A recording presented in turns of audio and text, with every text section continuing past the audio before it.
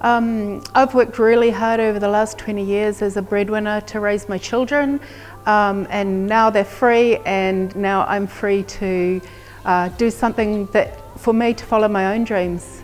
That it is possible. It's a very, very confusing world when you come into looking at Amazon, but it is actually possible to make money and to find a niche and to be a success, even for someone like myself with no background.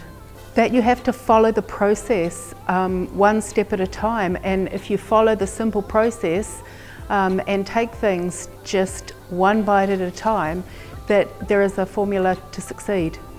Well, if you think you can learn all this just by browsing on YouTube or teaching yourself, then good luck.